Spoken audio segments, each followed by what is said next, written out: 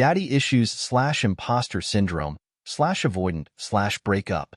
Over the last few days, I've realized that I've got imposter syndrome.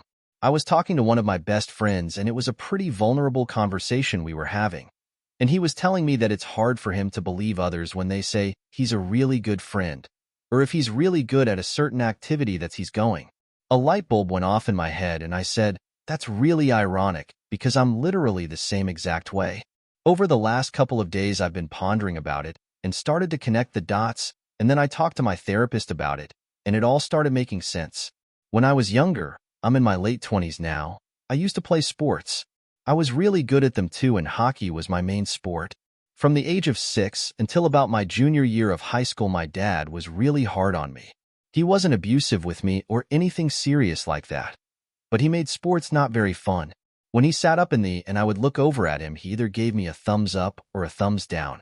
And if he gave me a thumbs down, I dreaded the car ride home. He was always passive-aggressive of the things he would say, or sometimes shouting in the car. Looking back at it, the way he treated me when I was a kid during that time was pretty fed up, and it plays a big part in my life now that I just realized. I always try to be perfect at things I do, and I'm my own biggest critic, and sometimes I'm really too hard on myself.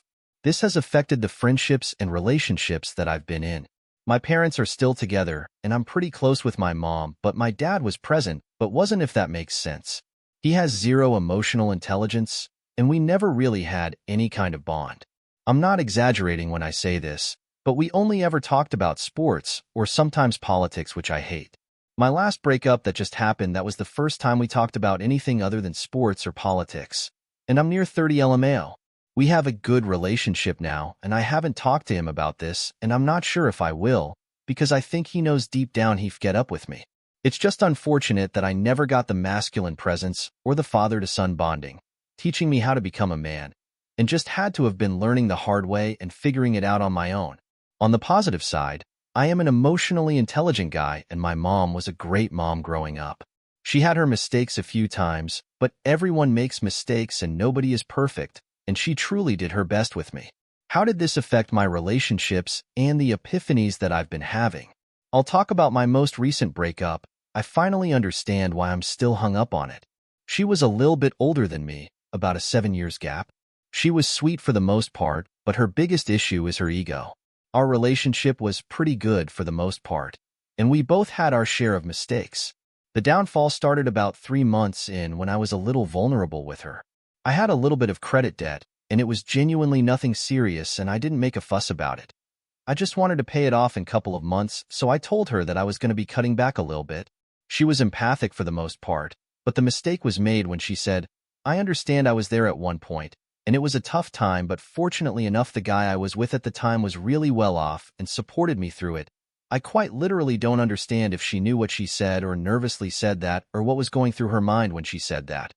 But my heart literally sank into my chest. I ended up brushing it off and disregarded what she said, but truly I didn't realize at the time how much that negatively impacted me. I got really stressed out, and I started working more, and stopped doing things I love, and started isolating myself, and was going into a depressive state. I forgot to put this detail in there, and for some reason I can't go back up and edit this, so just bear with me, I'm sorry. She also had been through a few traumatic experiences where she should have been going to therapy but refused to, least to say she had her own demons. A month later from that, we went on a break because I wasn't showing her love and going through the motions.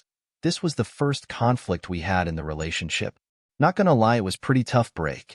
She told me when we come back from the break to have a list of expectations for the relationship, etc. I noticed while on the break that she liked her ex's social media post, and I felt pretty uncomfortable about it.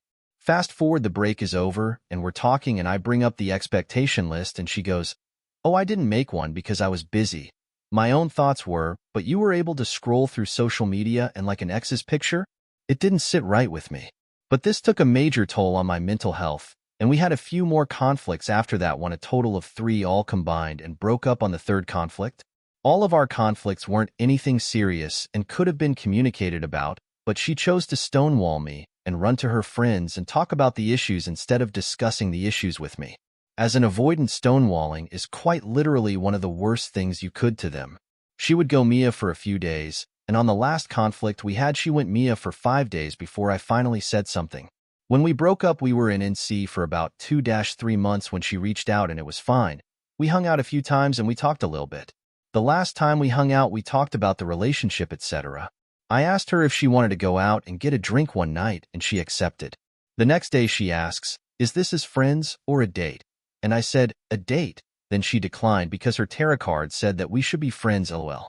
She said she wanted to keep a friendship, but I didn't cause I didn't see the point.